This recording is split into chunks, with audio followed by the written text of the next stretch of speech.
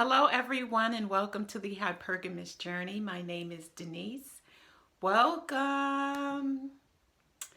So, this channel is for women who are 55 and older who are in search of a hypergamous relationship, either marriage, partnership, or just dating hypergamously.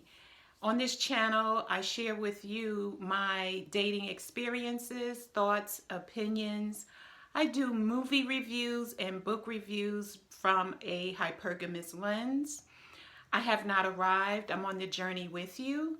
So let's get started. Today, I would like to discuss a movie called Inventing Anna. This movie is on Netflix and it is produced and directed by Shonda Rhimes. She created Grey's Anatomy, The Bridgerton, and other movies. But those are the ones that I can remember. So it's based on a true story, takes place in New York City among the ultra rich. And it's about a young woman, about 26 years old. She's from Russia, and how she infiltrates the higher echelons of New York society. And basically, she's a fraud. and she is she's either crazy or a genius in her ability to manipulate people. And we have to understand that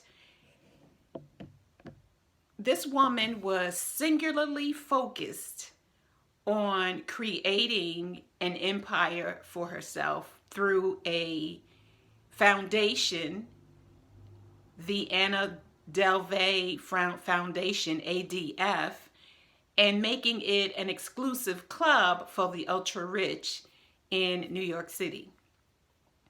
And so throughout the movie, she shows that she's mentally unstable, and people are constantly, rationalizing away her meanness, her rude behavior, basically just her craziness because of their own greed. And so what I would like to talk about is Anna's different levels of her mind. In my previous 2 or 3 videos, we know that our mind has 3 levels: our subconscious, conscious, and superconscious. And I feel that Anna had all 3 of those levels of her mind strongly aligned, that she was singularly focused on getting what she wanted, even though in the end she ended up in jail for 15 years. But she was so good at what she did. She had men wrapped around her finger, of course, because they're not thinking with the head on their shoulders. She had men wrapped around her finger. She had women wrapped around her finger. And of course, it's always easy to judge from the outside when you're not interacting with anyone. But it's also important when we stay focused on our womb area, our second chakra, and how our body is feeling, we can tell when things are feeling off. And we can back away. So there were a couple of women in the movie who felt things were off and just said, okay, well, I'll just cut my losses. And so they were able to back away. But the one woman who was taken advantage of and Anna got like $65,000 off of her credit card, she was able to come out on top with making at least $600,000 off book deals and articles. She figured out a way to turn lemons into lemonade. And other people, her friends, were angry with her because she was able to turn lemons into lemonade. And I agree with her, because once she discovered that she had been bamboozled and flim-flammed, she said, okay, well, how can I make this work for me? I'll sell my story. And so that's what she did. So from a hypergamous lens, there are two couples, a married couple. The lawyer who represents Anna, he is married to a wealthy woman, and he had to work his way up to where he is with his own law practice with one partner. And she comes, I wasn't clear where she worked, but wherever she worked, it was with her dad's company. And he may have been a lawyer or, you know, some very well-known rich person. So this man, the attorney his name is Todd, who represented Anna, married into wealth.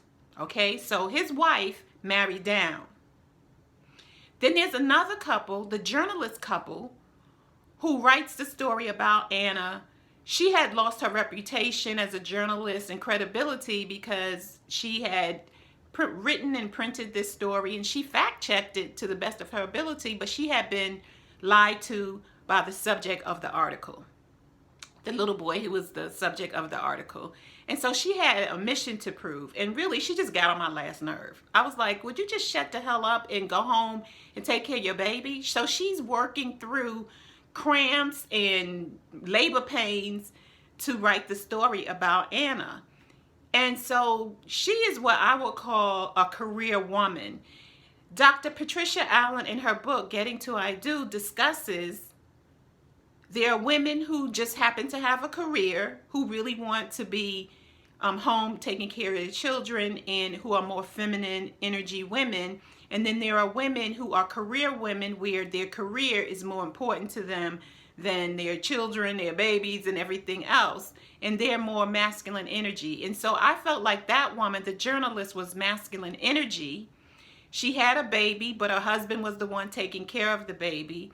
And her husband was an artist. I think he did sculptures.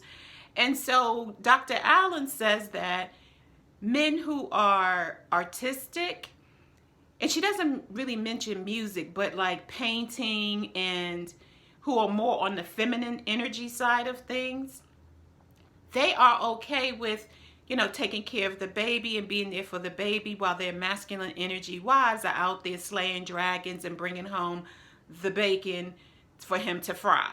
So those were the two hypergamous relationship. One hypergamous relationship, the lawyer Todd, who married into wealth, and then the other relationship where the journalist, the masculine energy one, was married to a feminine energy man. And, you know, the journalist relationship seemed to be okay, but the relationship with the lawyer and his very wealthy wife, not so much. So look at the movie Inventing Anna and let me know your thoughts. But it's very interesting. It's eight episodes, so it's a series, and it was pretty good. I thought it was pretty good. Let me know your thoughts. If you like this video or any of my other videos, please like, subscribe, share, click on the notification bell, and I will see you in the next video. Bye.